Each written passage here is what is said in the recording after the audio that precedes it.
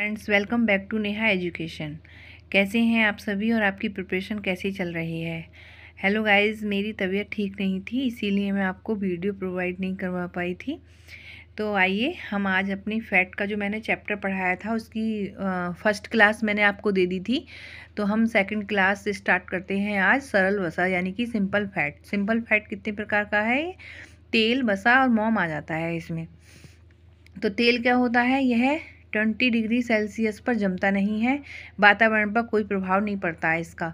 और जो वसा होती है यह 20 डिग्री सेल्सियस पर जम जाता है और वातावरण का प्रभाव पड़ता है। वातावरण का यही प्रभाव पड़ता है, जब गर्मी होती है तो ये पिघल जाता है और सर्दियों में ये जम जाता है। नेक्स्ट है मोम। मोम का जो प्रयोग होता है, इसे हम खाने में इसका यूज़ नहीं करते हैं, वैक्स करने के लिए होता है और मोमबत्ती बनाने के लिए होता है। और इसका जो अणुभार होता है वो तेल और वसा से ज़्यादा होता है। अब आइएगा देखते हैं संयुग्मी या यौगिक वसा। तो ये 4 प्रकार का होता है। 4 प्रकार मतलब कभी कभी पूछ लिया जाता है कि संयुग्मी या यौगिक वसा मतलब या तो छांटने के लिए आ जाता है ऑप्शन कि इसमें से संयुग्मी या यौगिक वसा में से छांटिए क्या है। तो ये 4 प्रकार का होता है। कौन सा होता है? फास्फोलिपिड, सल्फोलिपिड, ग्लाइकोलिपिड और लिपोप्रोटीन या लाइपोप्रोटीन। तो देखते हैं, जब जल अवगठन की प्रक्रिया होती है फास्फोलिपिड पे, तो एक अणु ग्लिसरॉल का होता है और 3 बसीय अम्ल होते हैं और ये कार्बनिक तत्व होता है। कार्बनिक तत्व कौन सा होता है? वो फास्फोरस होता है। तब मिलकर क्या होता है? फास्फोलिपिड हमें प्राप्त हो जाता है। ऐसे ही सल्फोलिपिड प्रोटीन होता है ये। तो ये सल्फोलिपिड होता है, इसमें जल अवगठन की जब प्रक्रिया हम कराते हैं तो ये एक अणु ग्लिसरॉल में और 3 बसीय अम्ल में और एक कार्बनिक तत्व जो सल्फर होता है, फिर हमें प्राप्त होता है सल्फोलिपिड। ऐसे ही गायकोलिपिड होता है, जल अवगठन की प्रक्रिया कराई जाती है तो ये एक ग्लिसरॉल में अणु में टूट जाता है और 3 बसीय अम्ल में टूट जाता है, एक कार्बनिक तत्व कार्बोहाइड्रेट, तब हमें प्राप्त होता है ग्लाइकोलिपिड। ऐसे ही लिपोप्रोटीन या लाइपोप्रोटीन होता है, जब इस पे जल अवगठन की प्रक्रिया कराई जाती है तो ये प्रोटीन प्लस लिपिड यानी कि फिर हमें प्राप्त होता है लाइपोप्रोटीन। अब इसमें देखते हैं कि लाइपोप्रोटीन का हमारी बॉडी पर क्या काम मतलब ये क्या काम करता है लाइपोप्रोटीन हमारी बॉडी में। तो ये वसा का हस्तांतरण करता है। वसा का हस्तांतरण यानी कि जो हमारी बॉडी में वसा को एक स्थान से दूसरे स्थान पर ले जाना है। और लिपोप्रोटीन जो है वो रक्त के प्लाज्मा में पाया जाता है। लिपोप्रोटीन या लाइपोप्रोटीन के प्रकार, तो ये 3 प्रकार का होता है। कभी कभी पूछ लिया जाता है कि लिपोप्रोटीन कितने प्रकार का होता है। तो ये 3 प्रकार का होता है, VLDL, LDL और HDL। और कभी कभी इसका फुल फॉर्म भी पूछ लिया जाता है, जैसे कि VLDL का फुल फॉर्म क्या है, LDL का फुल फॉर्म क्या है, HDL का फुल फॉर्म क्या है। तो मैंने इनके फुल फॉर्म को भी शो कर दिया है, जैसे कि VLDL का फुल फॉर्म क्या है? Very low density lipoprotein. LDL का फुल फॉर्म क्या है? Low density lipoprotein. HDL का है हाई डेंसिटी लिपोप्रोटीन। अब कभी कभी क्वेश्चन पूछ लिया जाता है कि कौन सा लिपोप्रोटीन हमारी बॉडी के लिए अच्छा होता है। तो हमें तुरंत बता देना है कि HDL हमारी बॉडी के लिए लाभदायक होता है, अच्छा होता है, गुड होता है। और अगर पूछा जाए कि कौन सा लिपोप्रोटीन हमारी बॉडी के लिए, सॉरी गाइज मेरा फ़ोन आ गया था, तो हाँ, तो मतलब मैं बात कर रही थी, अगर पूछा जाए कि LDL जो होता है कौन सा मतलब बुरा होता है, कौन सा हानिकारक है हमारी बॉडी के लिए, तो हमें तुरंत बता देना है LDL यानी कि लो डेंसिटी लिपोप्रोटीन। अब हम इसके प्रोसीजर को जान लेते हैं। देखिएगा, VLDL जो होता है वो यकृत में वसा को लेकर रक्त धमनियों में जाता है और यहीं पर यह LDL में बदल जाता है। क्या होता है? जब VLDL यकृत से वसा को लेकर रक्त धमनियों में पहुंचता है तो LDL में बदल जाता है। अब यह रक्त नलिकाओं में जमा होने लगता है। LDL जो होता है, इसीलिए इसको बैड बोला जाता है। जब ये रक्त नलिकाओं में जम जाएगा तो हमारे ब्लड का सर्कुलर मतलब रुक जाएगा, इधर से उधर नहीं जा सकता। तो तब ये जो होता है HDL LDL को रक्त धमनियों से खींच कर ले आता है और पित्त रस के संपर्क में छोड़ देता है, जिससे हमारी रक्त नलिकाएं साफ हो जाती हैं और पित्त रस में LDL टूट जाता है। तो ये होता है इसका प्रोसीजर। अब आता है व्युत्पन्न वसा। यह सरल प्लस संयुग्मी को मिलाकर बनता है। सरल प्लस संयुग्मी, तो जल अपघटन की जब प्रक्रिया कराई जाती है तो हमें क्या प्राप्त होता है? स्टेरोल। अब कभी कभी क्वेश्चन आ जाता है कि स्टेरोल के भी प्रकार होते हैं और ये कितने प्रकार का होता है। तो स्टेरोल 3 प्रकार का होता है, कोलेस्ट्रॉल, फोटोस्टेरोल और माइक्रोस्टेरोल। और माइक्रोस्टेरोल को अर्गोस्टेरोल भी बोलते हैं। अब इसमें मतलब देखिएगा कितने डीपली क्वेश्चन पूछे जाते हैं। अब कभी कभी क्वेश्चन पूछ लिया जाएगा कि प्राणी जगत से प्राप्त होने वाले स्टेरोल का नाम बताइएगा।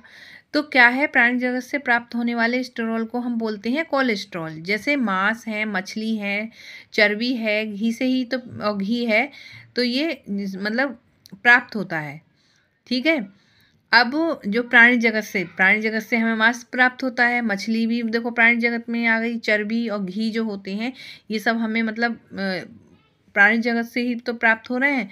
अब वनस्पति जगत से प्राप्त होने वाले स्टेरोल को क्या कहते हैं? फोटोस्टेरोल बोला जाता है। जैसे तिल हो गया, तिल का तेल हो गया, सूरजमुखी का तेल हो गया, सरसों का तेल हो गया, मूंगफली का तेल हो गया, जितने भी तेल हो गए वनस्पति जगत से प्राप्त हो रहे हैं ये सारे। अब अर्गोस्टेरोल, यह हमें ईस्ट या फफूंदी से मिलता है, इसे माइक्रोस्टेरोल भी बोलते हैं। ठीक है। और कभी कभी ये पूछा जा सकता है कि माइक्रोस्टेरोल को और क्या बोलते हैं? तो अर्गोस्टेरोल बोलते हैं। कंफ्यूज नहीं होइएगा, अगर अर्गोस्टेरोल आता है तब भी स्टेरोल का ही रूप है, और माइक्रोस्टेरोल आ जाता है तब भी स्टेरोल का ही प्रकार है। ठीक है। तो याद रखिएगा आपको कि स्टेरोल कितने प्रकार का होता है? कोलेस्ट्रॉल, फोटोस्टेरोल और माइक्रोस्टेरोल। अब कभी कभी क्वेश्चन पूछा जाता है कि हमारी जो बॉडी में टोटल कोलेस्ट्रॉल की मात्रा कितनी होती है? तो ये 200 mg पर 100 मतलब ml ब्लड में होती है। और इसका अगर रेंज पूछा जाए कोलेस्ट्रॉल का तो ये 120 से 200 रेंज होती है इसकी। LDL कितना होता है?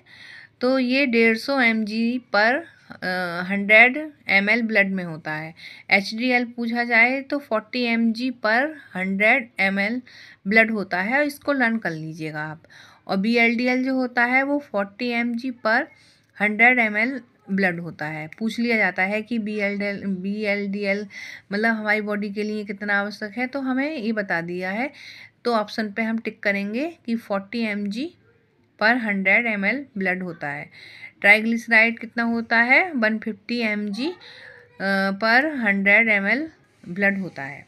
अब बसीय अम्ल यानी कि फैटी एसिड, तो ये 2 प्रकार का है, संतृप्त वसा और असंतृप्त वसा। तो यह हमारी बॉडी के लिए अच्छा नहीं होता है। संतृप्त वसा जो होती है यह जम जाता है, और लेकिन ऐसा नहीं है कि बिल्कुल अच्छा नहीं होता है, थोड़ी मात्रा हम इसकी भी लेते हैं, वातावरण पर प्रभाव पड़ता है। ये संतृप्त वसा का मतलब समझ रहे होंगे, जो जम जाता है ना। यानी कि क्या था, जो ये तेल तो असंतृप्त वसा में आ जाएगा। जैसे कि ये डालडा हो जाता है तो ये हमारी बॉडी में जम जाता है। असंतृप्त वसा है, जमता नहीं है, वातावरण पर कोई प्रभाव नहीं पड़ता है। हृदय के रोगी को अनिवार्य वसा यही है। जो हृदय के रोगी को जो वसा दी जाएगी तो अनिवार्य वसा कौन सी होगी? अनिवार्य वसा हमारी असंतृप्त वसा ही होगी। अब कल को हम संतृप्त वसा और असंतृप्त वसा के बारे में थोड़ा सा पढ़ेंगे, और इसको हम 3rd क्लास में पढ़ेंगे, क्योंकि मेरी वीडियो समथिंग 8 मिनट की हो गई है, और फिर अपलोड होने में भी ये वक्त लगाती है।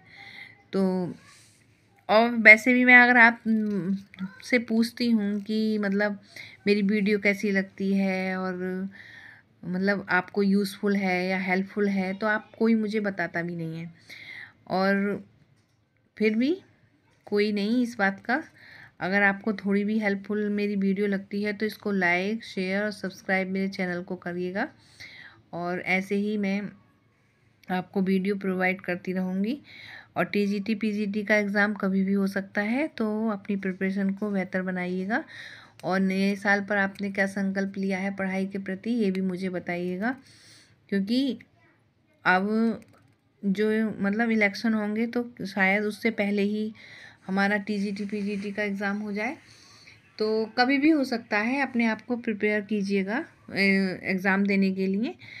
तो बस मैं सबसे यही कहती हूँ फ्रेंड्स कि पढ़िए, थोड़ा पढ़िए, लेकिन रेगुलर पढ़िएगा, और पढ़ाई से दूर नहीं रहिएगा।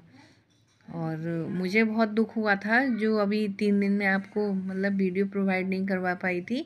बिस्तर पे भी लेटी हुई थी, तब भी मुझे यही लग रहा था कि मैं मतलब आप लोगों को वीडियो नहीं दे पा रही हूँ। तो सभी ने बोला चलो कोई नहीं, 3 दिन तो रेस्ट कर लीजिए, उसके बाद आप दीजिएगा। तो मेरी कोशिश यही रहेगी कि मैं दूँ, लेकिन अब भी मेरी तबीयत ठीक नहीं है, फीवर हो गया था मुझे और ठंड भी काफ़ी बढ़ गई है। तो आप लोगों से भी मेरा यही है कि आप भी अपनी सेहत का ध्यान रखिएगा और ठंडी से दूर रहिएगा। ठीक है, मिलते हैं नेक्स्ट वीडियो में। तब तक आप खुश रहिए, मस्त रहिए और इनको लर्न कीजिएगा।